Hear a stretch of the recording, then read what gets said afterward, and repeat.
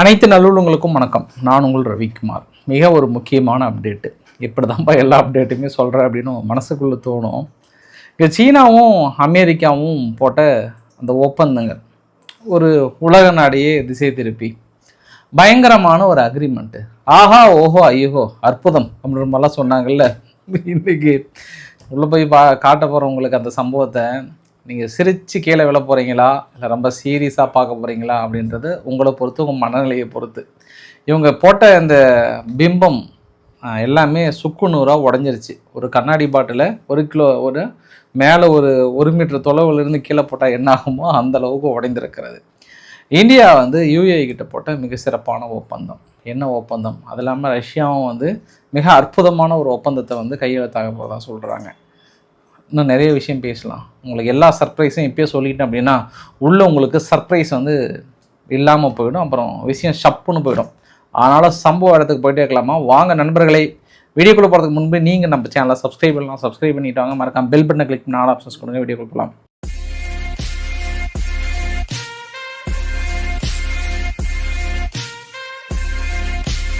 இந்த work from home அப்படின்ற ஒரு கான்செப்ட் இந்தியாவில் கொஞ்சம் கொஞ்சமாக அப்படியே அதிகமாகிட்டே வருது. இன்றைக்கி உச்சநீதிமன்றம் என்ன சொல்லியிருக்காங்கன்னா, ஏன் ஊழியர்கள் எல்லாமே 50% வாங்க, மீதி 50% வீட்டிலே இருங்கோ, சுழற்சி பேஸில் நீங்கள் இருங்கன்றாங்க. அந்த ஊழியர்கள் நினைப்பாங்க, நாங்கள் 50% கூட இல்லை, 100% கூட வீட்டிலே இருந்துக்கிறோம், ஒர்க் ஃப்ரம் ஹோமுக்கும் நாங்கள் தயாராக இருக்கிறோன்னு கூட அவங்க நினச்சிருப்பாங்க மனசுக்குள்ளார. ஏன்னா நம்மளுக்கு எரிபொருள் சிக்கனம் இங்கே தேவை. இதுக்கப்புறம் வீடியோ கான்ஃபரன்ஸ் மூலமாகவே நாங்கள் வழக்கு விசாரிக்கிறோம் அப்படின்னு சொல்கிறாங்க. சரி, ஓகே, ஜட்ஜ் ஐயா தயாராகிட்டார். அவரும் லீவ் எடுக்கிறதுக்கு வீட்டிலேருந்தே விசாரிக்கிறதுக்கு அவரும் தயாராகிட்டார். எல்லாமே தயாராகிட்டாங்க. நேற்று தான் டெல்லியும் சரி, உத்தரப்பிரதேஷ், இது மாதிரி நிறைய மாநிலங்களில் கொஞ்சம் கொஞ்சமாக அறிவுறுத்திட்டு இருக்காங்க. அப்படியே மேலேருந்து வருது. அந்த ஒர்க் ஃப்ரம் ஹோம் கான்செப்டை அடுத்தடுத்து கொண்டு வராங்கன்றது ஒரு கூடுதல் சிறப்பாக பார்க்கப்படுகிறது. இது இந்தியாவுடைய சம்பவம். இங்கேருந்து நேராக நம்ம அமெரிக்காவுக்கு போகலாம். இப்போ நான் உங்ககிட்டே ஒரு கொஷின் ஒன்று கேட்குறேன். நார்மலாகவே இரு நாடுகள் வர்த்தக ரீதியாக பைலேட்ரல் அடிப்படையில் ஒரு ஒப்பந்தம் கையெழுத்தாச்சு அப்படின்னா அந்த நாட்டோட பொருளாதாரம், அந்த நிறுவனங்களோட பங்குகள்லாம் பெரிய அளவுக்கு வளரும். நேற்று ரொம்ப பாசிட்டிவாக இருந்தது. இன்றைக்கி என்ன ஆச்சு அப்படின்னா அந்த பாசிட்டிவ் கொஞ்சம் அப்படியே டவுன் ஆகிடுச்சு. டவுன்லாம் கொஞ்சம் நெஞ்செல்லாம் இல்லை. ட்ரம்ப் அங்கே சீனாவிலேருந்து கிளம்புறாரு. சீனாவிலேருந்து கிளம்புறதுக்கு முன்பு பெரிய ஒரு பாசிட்டிவ் நியூஸாக கொடுக்குறாரு. இந்த அக்ரிமெண்ட் மிக சிறந்த முறையில் வெற்றி மாபெரும் வெற்றி, வரலாற்று சிறப்புமிக்க அந்த ஒப்பந்தம், ஸ்லீப்பி ஜோ பைடனால் முடியாது, என்னால் முடிஞ்சது அப்படின்ற மாதிரிலாம் பயங்கரமாக சொன்னார். சரி, ஆனால் ட்ரம்ப்பை எந்த அளவுக்கு முதலீட்டாளர்கள் நம்புகிறாங்க, நம்மள மாதிரி தான் எல்லாருமே இருக்காங்கன்றது இன்னொரு அகலில் பார்க்க முடிகிறது. நான் இவ்வளோ ஏன் பெரிய சொல்கிறேன் அப்படின்னா, நான் 2 நாளாக வாங்குமாங்கன்னு கத்தன விஷயம் இதுதான். நீங்களே பாருங்கள் பாஸ். இன்றைக்கி ஓப்பன் ஆர்டர்னு உடனே அமெரிக்காவுடைய மார்க்கெட்டு சுக்குநூறாக உடஞ்சி போச்சு. யாருமே புதிய ஷேர் வாங்கவே இல்லை. எல்லாருமே செல் பண்ண ஆரம்பிச்சிட்டாங்க. 1 ட்ரில்லியனுக்கு மேலே லாஸு ஜஸ்ட் 5 நிமிஷத்தில். இன்னும் போக போக பார்த்தீங்கன்னா அதில் பதார்த்து போயிட்டு இருந்தது. அங்கே அமெரிக்கா போயிட்டு சீனாவில் ஒப்பந்தம் போட்டாங்க இல்லையா, என்விடியா, டெஸ்லா, மீட்டா, அமேசான், ஒரே ஒரு நிறுவனம் கூட தப்பிக்கலை. அது என்விடியாலாம் பயங்கரமாக சீனை போட்டாங்க, சைனப் பண்ணி நேற்றெல்லாம் பாசிட்டிவ் அப்படி இப்படின்லாம் சொன்னாங்க. இன்றைக்கி ஃப்ரைடே அதுவுமா சுக்குநூறாக உடஞ்சி போச்சு. -3.64% பக்கம் உடஞ்சிருக்கு. டெஸ்லாலாம் -3 பக்கம் பங்குகள் உடஞ்சிருக்கு. பங்குகள் பக்கம் கீழே இறங்கியிருக்கு. சரி, இது வழக்கமாக பங்குகள் ஒரு பக்கம் கீழே இறங்குறது என்பது அது அமெரிக்காவுக்கு அது இந்த சமயத்தில் நாட் குட். என்ன நினச்சிருப்பாங்க முதலீட்டாளர்கள் அப்படின்னா, அந்த வரி குதிரை வரிசாமி வந்த 3 நாளில் அடுத்து சீனா மேலே வரி போட்டாலும் போடுவார் அப்படின்ற ஒரு எண்ணம் முதலீட்டாளர்கள் மத்தியில் இந்த இடத்துல வந்திருக்குமா அப்படின்னா வந்திருக்கும் தான். ஏன் இந்த இடத்துல நம்பிக்கை இன்னும் பிறக்கலை அப்படின்னா, ஈரானிடம் இருக்கக்கூடிய பேச்சுவார்த்தை முழுமை பெற்று ஏதாவது ஒரு தீர்வு கிடைச்சால் ஒழிய சீனாவுடைய வர்த்தக ஒப்பந்தம் யாருமே எங்கள் பக்கத்து வீட்டு பாட்டி கூட நம்ப மாட்டாங்க. இது சும்மா ஒரு ட்ராமா மாதிரி கிரியேட் பண்ணுறாங்க அப்படின்ட்டு. இவங்க ஒப்பந்தத்துக்கு போனாங்களா இல்லை ஈரான் மீது நடவடிக்கை எடுப்பதற்கு அங்கே கொஞ்சம் அமைதியாக இருங்கன்னு சொல்வதற்கு போனாங்களான்ற சந்தேகம் முதலீட்டாளர்கள் மத்தியிலே வந்திருக்கிறது. இன்னொரு விஷயம், ஒரு நாடு தனது பொருளாதார சிக்கல்களை எப்பெல்லாம் சந்திக்கும் அப்படின்னா, எப்போல்லாம் தனது கடன் பத்திரங்களோட வட்டி விகிதம் வந்து உயர்ந்துட்டே போதோ அப்போல்லாம் அந்த நாட்டோட அங்கே திட்டமிட்ட செலவை விட திட்டமிடாத செலவுகள் வந்து ரொம்ப அதிகமாக இருக்கும். இப்போ நம்மளே ஒரு மாதம் ஒரு 15,000 25,000 வாங்குறோன்னா ஒரு வட்டிக்குன்னு கொடுக்கறதுக்கு ஒரு 3,000 ரூபாய் ஒதுக்குவோம், மீதி குடும்பத்தை ரன் பண்ணுவோம். அதே மாதிரி தான் அரசாங்கமும் இருக்கும்.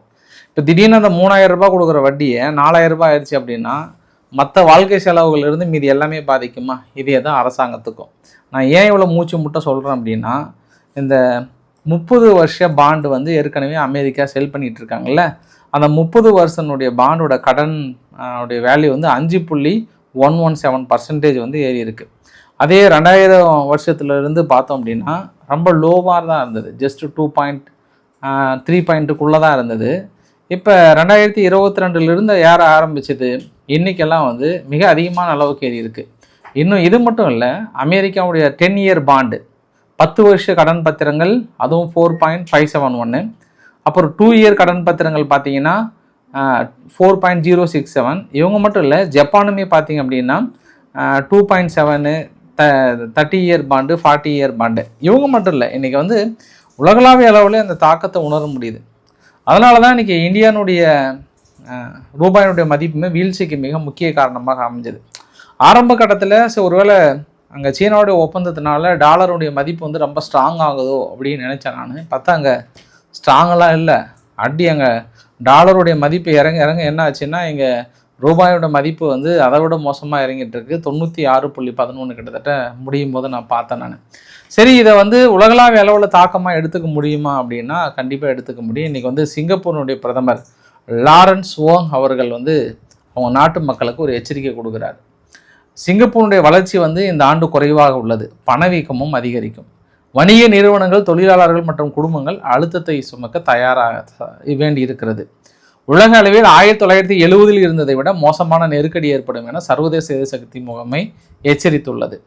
நாம் கடினமான காலங்களுக்கு தயாராக வேண்டும், அதற்கு நாம் மனதளவில் தயாராக வேண்டும். ஸ்ட்ரெய்ட் ஆஃப் ஹார்முஸ் நீரிணை வந்து எப்போது திறக்கப்பட்டாலும் இயல்பு நிலை உடனடியாக திரும்பாது. எஸ், எல்லாரும் என்ன நினைச்சாங்கன்னா ஹார்முஸ் நீரிணை வந்து திறந்துட்டாங்கன்னா இயல்பு நிலைக்கு உடனே வந்துடும்ன்றாங்க. குறைஞ்சது ஒரு 3 மாதம் ஆகிடும்.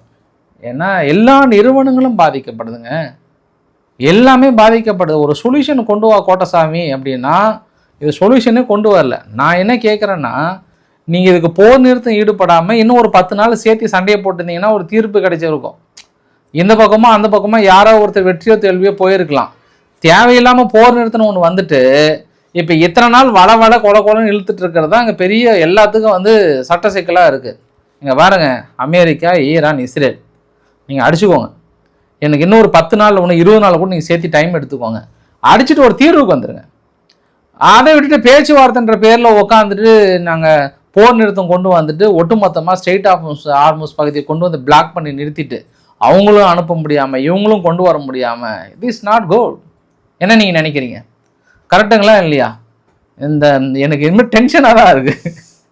இன்னும் ஒரு 15 நாள் விட்டுருந்தீங்கன்னா ரிசல்ட் கிடைச்சிருக்கும், கம்முன்னு அவங்கவுங்க போயிருப்பாங்க, ஏதோ ஒன்று போங்க அப்படின்னு போயிருக்கலாம். இப்போ ஏன்னா நீங்கள் ட்ரம்ப் அவர்கள்ட்ட கேட்குறாங்க, ஈரானுடைய லேட்டஸ்ட் ப்ரொப்போசல் நீங்கள் பார்த்தீங்களா அப்படின்னு கேட்கறதுக்கு நான் படிக்கவே இல்லைங்க, அந்த லெட்டரே ஒரு லைன் கூட படிக்கலை.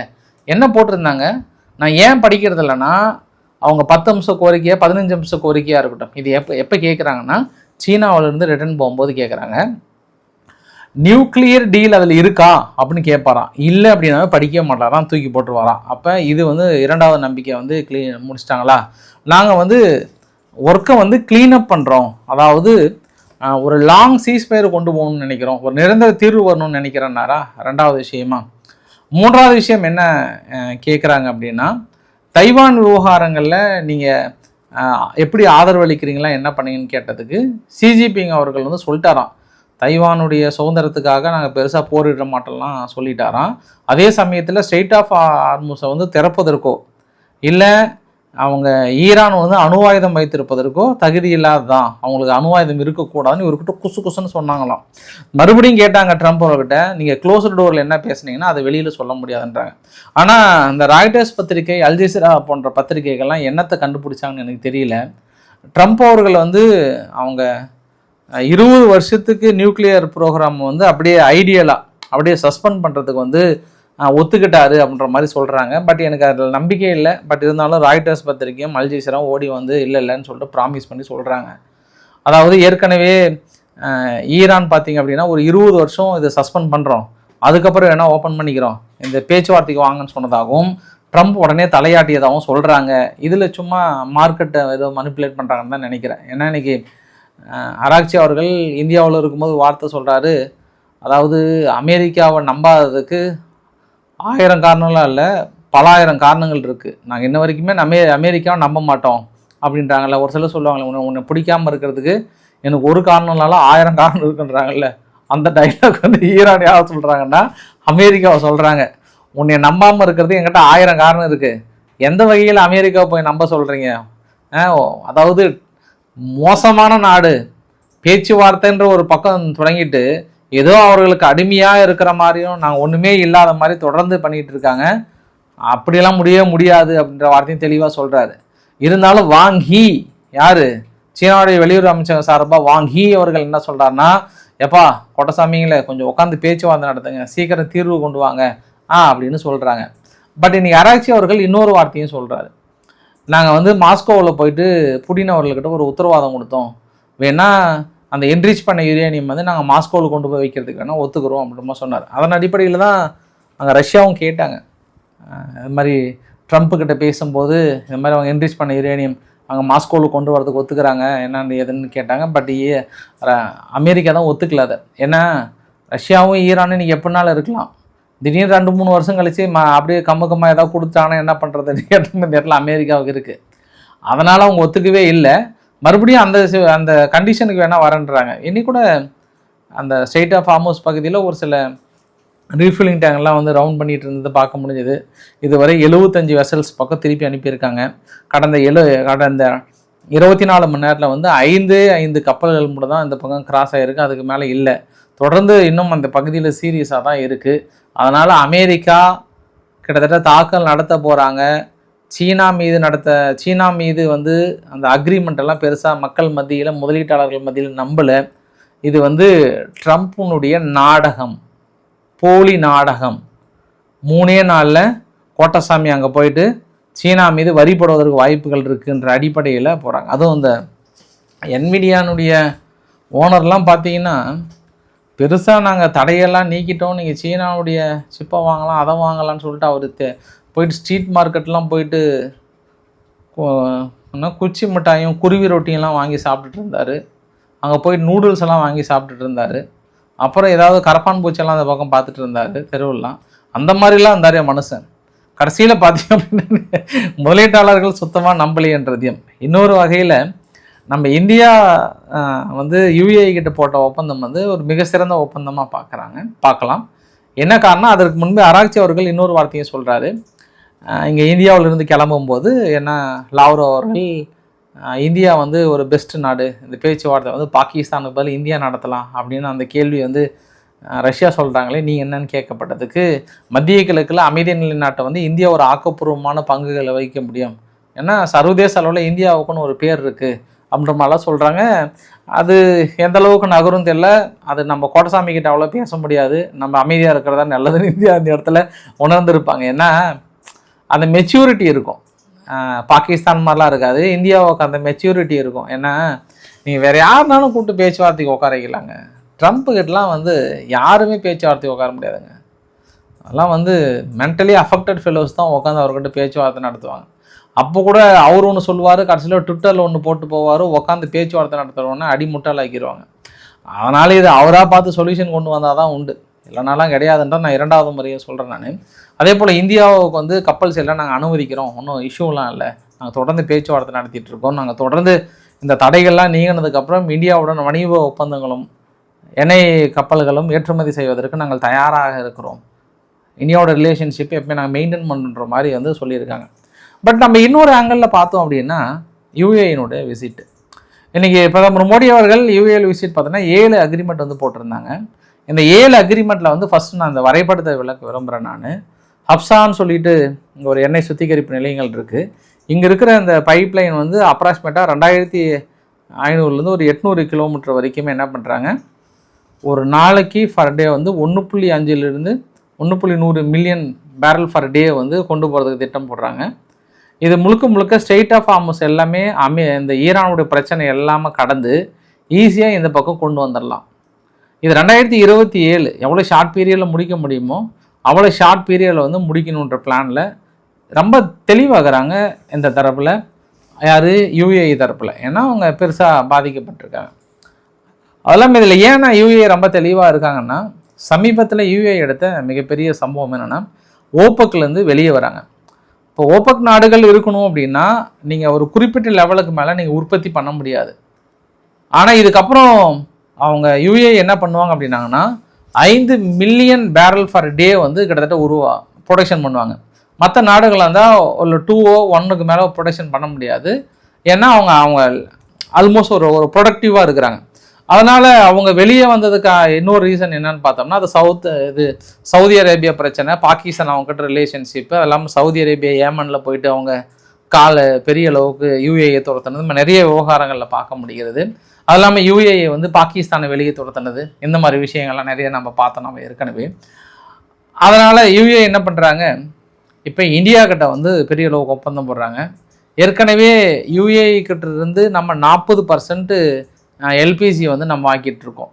40%னா 2032க்குள்ளார இந்தியா வந்து 200 பில்லியன் அளவுக்கு இம்போர்ட் பண்ணுறாங்க. அதாவது 100 பில்லியன்லேருந்து 200 பில்லியனுக்கு மேலே பெரிய அளவுக்கு இம்போர்ட் பண்ண போகிறாங்க.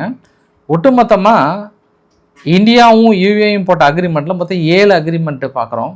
7 அக்ரிமெண்ட்டில் என்னென்னா ஐஎஸ்பிஆர்எல் அண்டு ஏடிஎன்ஓசி ஸ்ட்ராட்டஜிக் கொலாபரேஷன் அப்படின்னா, இந்த petroleum reserve, LNG and LPG storage facilities இருக்கு இல்லையா, அந்த ஃபஸ்ட்டு பாயிண்ட் என்ன சொல்ல வருது அப்படின்னா, இப்போ இந்தியாவில் ஒரு ஸ்டோரேஜ் இருக்குது அப்படின்னா அவங்க 30 மில்லியன் பேரல் அளவுக்கான குருடாயில் இந்தியாவில் வந்து ரிசர்வ் வச்சுக்கலாம்.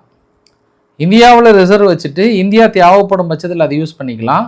அப்படி இல்லைன்னா அவங்க வேறு யாராவது ஒரு நாட்டுக்கு கொடுக்கறனாலும் கொடுத்துக்கலாம். அதாவது அது முழுக்க யூஏஇ கம்பெனியே நிறுவுற மாதிரி இங்கே பெரிய அளவுக்கான இடங்களை ஒதுக்க போகிறாங்க. இனி அதுக்கான பெரிய திட்டத்தை எக்ஸிக்யூட் பண்ண போகிறாங்க. 30 மில்லியன் பேரல் வந்து எப்போவுமே இந்தியாவுக்குள்ளே ஸ்டாக் வச்சுட்டே இருந்தாங்கன்னா இனி ஃப்யூச்சரில் வந்து ஆபத்தான காலங்களில் வந்து பேருதவியாக இருக்குன்ற அடிப்படையில் ஃபஸ்ட் அக்ரிமெண்ட்டை பார்க்குறாங்க. அப்போ செகண்ட் அக்ரிமெண்ட் என்ன பார்க்குறாங்கன்னா, எல்பிஜி சப்ளை வந்து லாங் டேர்ம் எனர்ஜி செக்யூரிட்டியாக வந்து கன்டினியூ பண்ணுறாங்க.